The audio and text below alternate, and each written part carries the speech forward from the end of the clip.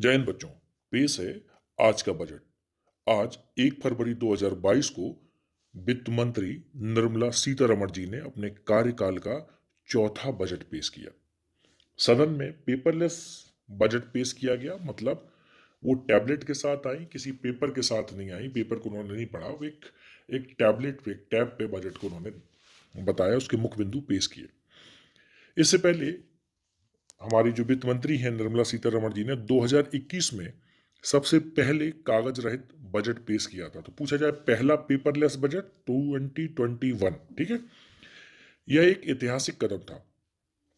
संसद में पेश किए जाने के बाद बजट 2022 का जो दस्तावेज है वो केंद्रीय बजट मोबाइल ऐप पर भी उपलब्ध होगा। और वित्त मंत्री निर्मला सीतारमण का बजट 2022 है वो बुनियादी ढांचे और हेल्थ पर केंद्रित था। हालांकि इनकम टैक्स स्लैब में कोई बदलाव नहीं किया गया। और टेक्नोलॉजिकल डेवलपमेंट के लिए सीतारमण जी ने कहा कि इस साल 5G के लिए स्पेक्ट्रम की नीलामी की जाएगी और 5G को 2023 में रोल आउट भी किया जाएगा। सीतारमण ने एक केंद्रीय रूप से विनियमित डिजिटल मुद्रा की भी घोषणा की, जिसे भारतीय रिजर्व बैंक के द्वारा पेश किया जाएगा। बजट ने अपने कार्बन फुटप्रिंट को कम करने के लिए भारत की प्रतिबद्धता को भी रेखांकित किया है और 2030 तक 280 गीगावाट की सौर क्षमता का लक्ष्य हासिल करना होगा और पॉलीसिलिकॉन से सौर पीवी तक पूरी तरह से एकीकृत विनिर्माण इकाइयों को प्राथमिकता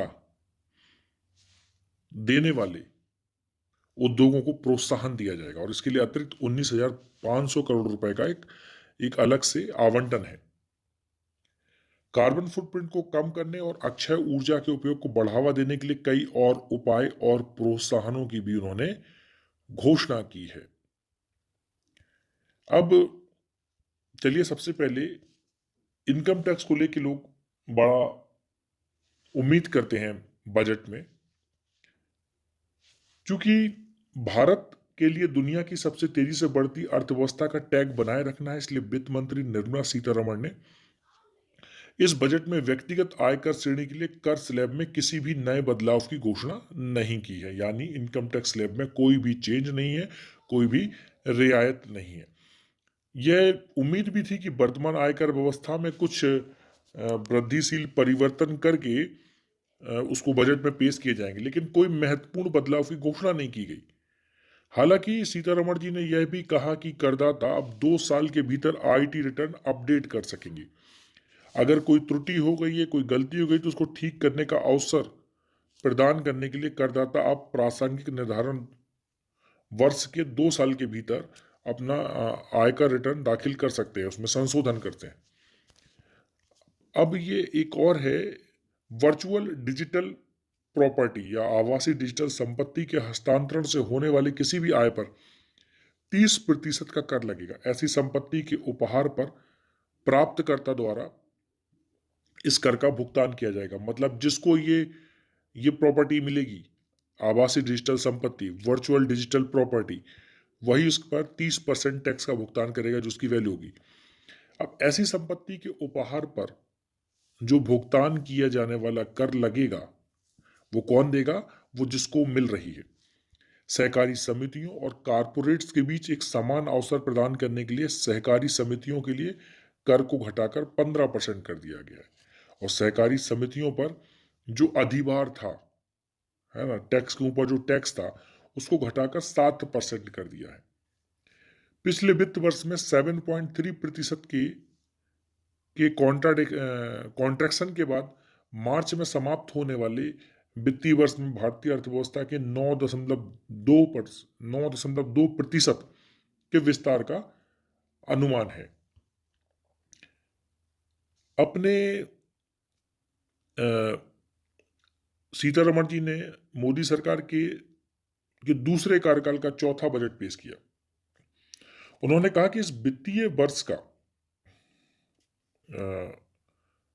जो बजट है वो स्वास्थ्य और कल्याण पर बेस्ड है। बुनियादी ढांचे, समावेशी विकास, ऊर्जा संक्रमण और जलवायु परिवर्तन, इसके अलावा निवेश के लिए वित्त का पोषण करना, सरकार की न्यूनतम भागीदारी, मतलब न्यूनतम सरकार और अधिकतम शासन, है ना, मिनिमम गवर्नमेंट और मैक्सिमम गवर्नेंस पर ये जो बजट है वो बेस्ड है। अब भारत की जो आर्थिक वृद्धि दर है, जो अनुमानित है 9.2%, सभी बड़ी अर्थव्यवस्थाओं में सबसे ज्यादा है। और प्रोडक्टिविटी से जुड़ी प्रोत्साहन योजना के तहत जो 14 क्षेत्र हैं, 14 क्षेत्रों में से 60 लाख नए रोजगार बनाए जाएंगे। इसके अलावा और महत्वपूर्ण घोषणा की गई है, डिजिटल मुद्रा से संबंधित ई पासपोर्ट और कई बुनियादी ढांचा परियोजनाएं भी शामिल हैं। खाद्य तेल, इलेक्ट्रॉनिक्स, आर्टिफिशियल ज्वेलरी, पॉलिश किया हुआ हीरा सस्ता होगा, जबकि राजकोषीय घाटा जीडीपी का 6.9% है। विकलांग व्यक्तियों को कर राहत की घोषणा की गई है और व्यक्तिगत आयकर की स्लैब में कोई भी बदलाव नहीं किया गया है। अगर अर्थव्यवस्था की बात करें तो जो कैपेक्स का लक्ष्य है, जो टारगेट है, वो 35.4% है, जो बढ़ा, क्योंकि 5.54 लाख करोड़ रुपए से 7.50 लाख करोड़ रुपए इसको कर दिया गया, तो 35.4% इसको बढ़ा दिया गया। इसके अलावा ECLGS कवर को 50,000 रुपए से बढ़ाकर 5 लाख करोड़ रुपए किया गया है। इस साल के बजट का जो मुख्य फोकस है वो है PM गति शक्ति, समावेशी विकास, उत्पादकता वृद्धि, सूर्योदय के अवसर, ऊर्जा संक्रमण, जलवायु कार्रवाई और निवेश का वित्त पोषण। अब 14 क्षेत्रों में उत्पादकता से जुड़ी प्रोत्साहन योजनाओं को उत्कृष्ट प्रतिक्रिया मिली है। 30 लाख करोड़ रुपए के निवेश से प्राप्त हुए 2022-23 में राज्यों को GSDP के 4% तक के राजकोषीय घाटे की अनुमति दी जाएगी। 25-26 तक सकल घरेलू उत्पाद का जो राजकोषीय घाटा है वो 4.5% तक प्रस्तावित किया गया है और 22-23 में इसे 6.4% का अनुमानित किया गया है। सकल घरेलू उत्पाद के 6.9% पर 2021-22 के लिए संशोधित राजकोषीय घाटा होगा और राज्यों के लिए सामान्य उधार के अलावा 50 साल के ब्याज मुक्त ऋण की अनुमति दी जाएगी। 2022-23 के लिए 1 लाख करोड़ रुपए के पूंजीगत निवेश परिव्यय के लिए राज्यों को वित्तीय सहायता की योजना दी जाएगी। जीवन बीमा निगम का सार्वजनिक निर्गम शीघ्र आने की संभावना है, मतलब जीवन बीमा निगम का, सार्वजनिक निगम का मतलब होता है IPO आने वाला है। ठीक है। अगर टैक्स की बात करें तो सरकार ने एक स्थिर और कर व्यवस्था की बात की है और ITR में चूक को ठीक करने के लिए 2 साल का समय दिया है। आय पर कोई उपकर या अधिभार नहीं लगाया जाएगा और एक सीमा से अधिक आवासीय संपत्ति के हस्तांतरण पर 1% TDS उपहारों पर कर लगेगा। लंबी अवधि के पूंजीगत लाभ पर जो अधिभार है वो 15% तक सीमित है और सरकार डिजिटल संपत्ति हस्तांतरण से होने वाली आय पर 30% कर लगाएगी। अधिग्रहण की लागत को छोड़कर आय की गणना करते समय कोई कटौती की अनुमति नहीं है और हानि को किसी अन्य आय से समायोजित नहीं किया जा सकता है। क्रिप्टो कॉइन्स के उपहार पर रिसीवर जो है उस पर कर लगेगा जिसको मिलेंगे और करदाताओं को एक रिटर्न दाखिल करने की अनुमति देने के लिए एक नया प्रावधान किया गया है और 2 साल के भीतर तक वो अपने रिटर्न्स को दाखिल कर सकते हैं। सहकारी समिति के लिए वैकल्पिक न्यूनतम कर 15% रखा जाएगा और राज्य सरकार के कर्मचारियों के NPS खाते में जो नियोक्ता के योगदान पर कर कटौती की सीमा बढ़कर 14% कर दी गई है। ठीक है। कुछ केमिकल्स के इंपोर्ट ड्यूटी में कटौती की जा रही है। MSME के लिए स्टील स्क्रैप पर सीमा शुल्क छूट 1 और साल के लिए बढ़ा दी जाएगी। स्टेनलेस स्टील, फ्लैट उत्पादों और उच्च स्टील पर सीमा शुल्क हटाया जाएगा। अक्टूबर 2022 से जो मिश्रित ईंधन होगा उस पर 2 रुपये प्रति लीटर का अतिरिक्त शुल्क लगेगा। अगर जॉब्स की बात करें तो मैंने आपको पहले बताया था कि सरकार 5 वर्षों में 60 लाख नौकरियों की बात कर रही है। रोजगार उद्यमशीलता के अवसरों की बात कर रही है। स्किलिंग और आजीविका के लिए डिजिटल इकोसिस्टम लॉन्च करने की बात कर रही है और यहाँ पर सरकार का उद्देश्य ऑनलाइन प्रशिक्षण के माध्यम से नागरिकों को कौशल प्रदान करने की बात हो रही है और नई अवसरों को खोजने के लिए कौशल क्रेडेंशियल भुगतान की बात कर रही है। अब अगर इंफ्रा और मैन्युफैक्चरिंग की बात करें तो डिजिटल इंफ्रा को बढ़ावा देने के लिए सरकार एक प्रोग्राम लॉन्च कर रही है, उसका नाम होगा देश स्टैक ई पोर्टल। देश स्टैक ई पोर्टल, ठीक है। एयर इंडिया के स्वामित्व का जो रणनीतिक हस्तांतरण अब पूरा हुआ और फाइनेंशियल ईयर 2023 में 4 मल्टी मॉडल राष्ट्रीय उद्यान अनुबंध प्रदान किए जाएंगे और एक्सप्रेस वे के लिए पीएम गति शक्ति मास्टर प्लान अगले वित्तीय वर्ष में तैयार किया जाएगा और अगले 3 वर्षों में 100 पीएम गति शक्ति टर्मिनल स्थापित किए जाएंगे। बहु मॉडल दृष्टिकोण के माध्यम से गति शक्ति के तकनीकी मंच का लाभ उठाते हुए मध्यम अवधि में बुनियादी ढांचे के आधुनिकीकरण के लिए सार्वजनिक निवेश पर ध्यान दिया जाएगा और पीएम गति शक्ति अर्थव्यवस्था को आगे बढ़ाएगी और युवाओं के लिए अधिक रोजगार के अवसर पैदा किए जाएंगे। नई निगमित निर्माण इकाइयों के लिए 15% की रियायती कारपोरेट दर मार्च 2024 तक और एक और वर्ष के लिए बढ़ाई जाएगी। डिजिटल मुद्रा की बात करें तो 2022-23 में आरबीआई अपनी डिजिटल मुद्रा शुरू करने जा रही है और ब्लॉकचेन टेक्नोलॉजी पर आधारित होगी, ठीक है। और इसकी बिक्री से होने वाले नुकसान की भरपाई अन्य आय से नहीं की जाएगी। आवासीय डिजिटल संपत्ति से होने वाली आय पर 30% का टैक्स भी लगेगा। अगर आवास और शहरी नियोजन की बात करें तो 48,000 करोड़ रुपए पीएम आवास योजना के लिए आवंटित किए गए हैं। इसका लक्ष्य है कि 22-23 में 80 लाख घरों का निर्माण पूरा किया जाएगा और शहरी क्षेत्रों में 60,000 घरों को पीएम आवास योजना के लाभार्थियों के रूप में पहचाना जाएगा। 3.8 करोड़ परिवारों को नल का पानी उपलब्ध कराने के लिए 60,000 करोड़ रुपए आवंटित किए जाएंगे। इसके अलावा किफायती आवास योजना के लिए 2022-23 में 80 लाख परिवारों की पहचान की जाएगी। इसके अलावा 2022-23 में ही 3.8 करोड़ घरों में नल के पानी के कनेक्शन उपलब्ध कराने के लिए 60,000 करोड़ रुपए आवंटित किए जाएंगे। शहरी क्षमता निर्माण योजना कार्यान्वयन और शासन पर सिफारिशों के लिए शहरी योजनाकारों और अर्थशास्त्रियों के लिए एक उच्च स्तरीय समिति का गठन किया जाएगा। शहरी नियोजन के लिए 5 मौजूदा शैक्षणिक संस्थानों को 250 करोड़ रुपए की बंदोबस्ती निधि के साथ उत्कृष्टता केंद्र के रूप में स्थापित किया जाएगा।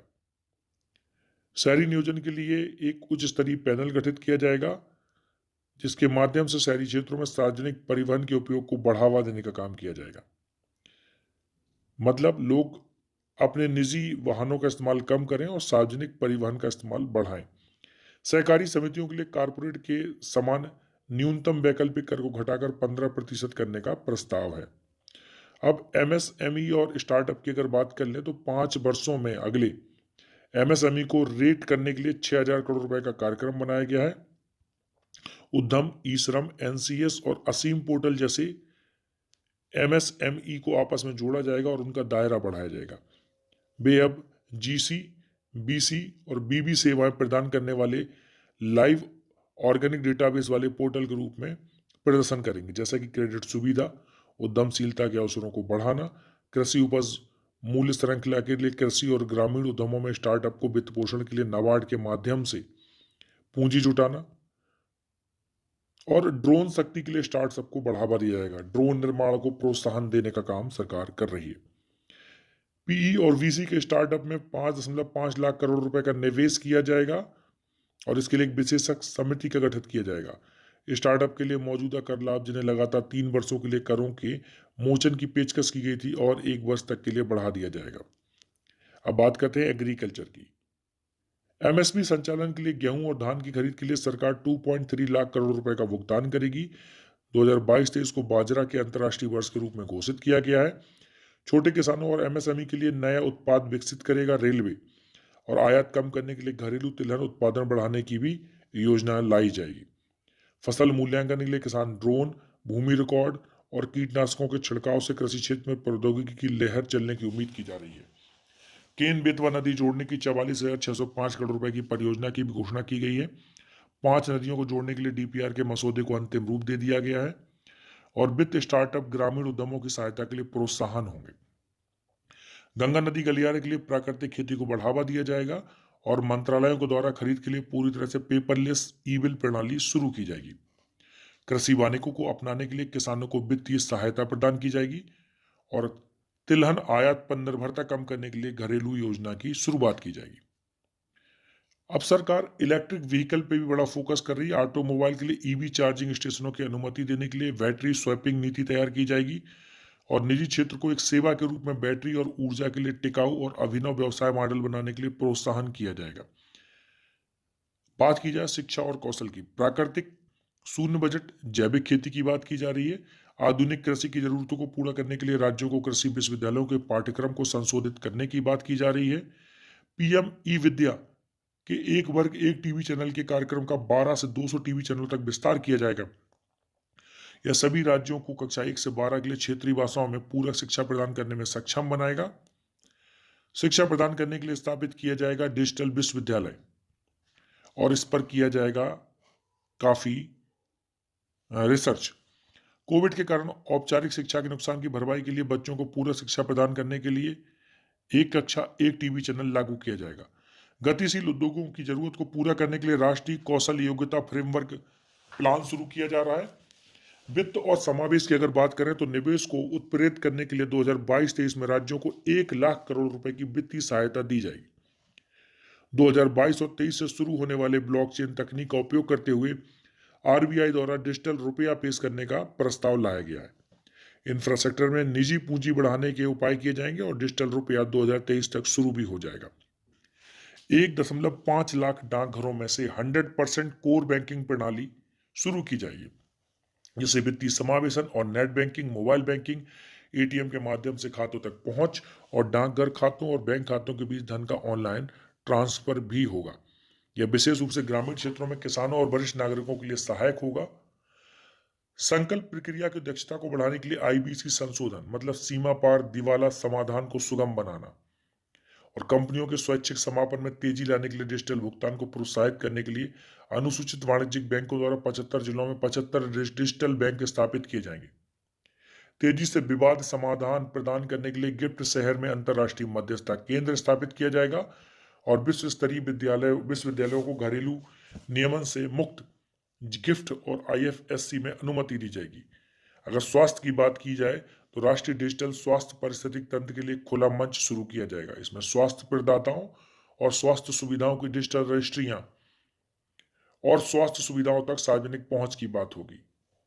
दूरसंचार की बात की जाए तो 5G के रोल आउट के लिए 2022 में स्पेक्ट्रम नीलामी आयोजित की जाएगी और ग्रामीण और दूरदराज के क्षेत्रों में किफायती ब्रॉडबैंड और मोबाइल संचार को सक्षम बनाने के लिए काफी काम किया जाएगा और 5G पारिस्थितिक तंत्र के लिए डिजाइन आधारित विनिर्माण योजना शुरू की जाएगी। 2022-23 में पीपीपी के तहत भारत नेट परियोजना के तहत गांवों में ऑप्टिकल फाइबर बिछाने के लिए ठेके दिए जाएंगे। ग्रामीण क्षेत्रों में ऑप्टिकल फाइबर बिछाने के लिए ठेका देने के लिए 2025 में इसको पूरा करना होगा। नारी शक्ति के महत्व को स्वीकार करते हुए महिला और बच्चों के लिए एकीकृत विकास प्रदान करने के लिए 3 योजनाएं शुरू की गई हैं। बाल स्वास्थ्य में सुधार के लिए 2 लाख आंगनबाड़ियों का उन्नयन भी किया जाएगा। व्यापार और जीवन यापन की बात किया जाए तो इसको आसान बनाने के लिए 75,000 अनुपालनों को समाप्त किया गया है और कई सारे कानूनों को निरस्त किया गया है। Bharat ease of doing business 2.0 और ईज ऑफ लिविंग के अगले चरण का शुभारंभ करेगा। कारपोरेट्स के लिए स्वैच्छिक निकास को 2 साल से घटाकर 6 महीने किया जाएगा। विशेष आर्थिक क्षेत्र अधिनियम को नए कानून से बदला जाएगा। रक्षा की बात करें तो रक्षा क्षेत्र में आयात कम करने और आत्मनिर्भरता को बढ़ावा देने के लिए सरकार प्रतिबद्ध है और रक्षा क्षेत्र के लिए पूंजी का 68% स्थानीय उद्योगों के लिए निर्धारित किया जाएगा। रक्षा अनुसंधान और विकास बजट के 25% के साथ उद्योग, स्टार्टअप और शिक्षाविदों के लिए रक्षा अनुसंधान और विकास अब खोला जाएगा। रेलवे सहित परिवहन की बात की जाए तो 3 वर्षों में 400 नई पीढ़ी की वंदे भारत ट्रेनों का निर्माण किया जाएगा। इसके अलावा 2000 किलोमीटर रेल नेटवर्क को स्वदेशी तकनीक का बस से के तहत लाया जाएगा और अगले 3 वर्षों में 400 ऊर्जा कुशल ट्रेनों का निर्माण किया जाएगा। 2022-23 में राष्ट्रीय राजमार्ग निर्माण का 25,000 किलोमीटर तक विस्तार किया जाएगा और इसके विस्तार पर 20,000 करोड़ रुपए खर्च किए जाएंगे। अगर जलवायु की बात करें तो सरकार की प्राथमिकता में है जलवायु परिवर्तन और इसके जोखिम से दुनिया को बचाने के लिए सरकार प्रतिबद्ध है। धन का उपयोग उन परियोजनाओं के लिए किया जाएगा जो अर्थव्यवस्था की कार्बन तीव्रता को कम करने में मदद करेगी। सॉवरेन ग्रीन बॉन्ड की सरकार यहाँ पर बात कर रही है। उच्च दक्षता वाले सौर मॉड्यूल के निर्माण के लिए भी सरकार बात कर रही है और उसके लिए 19,500 करोड़ रुपए का अतिरिक्त आवंटन भी किया है। सरकार विदेश यात्रा में सुविधा के लिए 22-23 में ई पासपोर्ट शुरू करने की बात कह रही है। ठीक है, इनकम स्लैब की हम लोगों ने बात कर ही ली कि वहां पर कोई भी बदलाव फिलहाल नहीं किया गया है। तो ये था हमारा बजट। बजट में ये प्रोविजंस। अभी हम लोग इसके बात करेंगे, बजट एनालिसिस भी हम लोग करेंगे और वहां पर समझेंगे कौन कौन से मॉड्यूल से कितना फायदा होने वाला है, कौन सी बात को सरकार किस मतलब उद्देश्य के लिए कह रही है।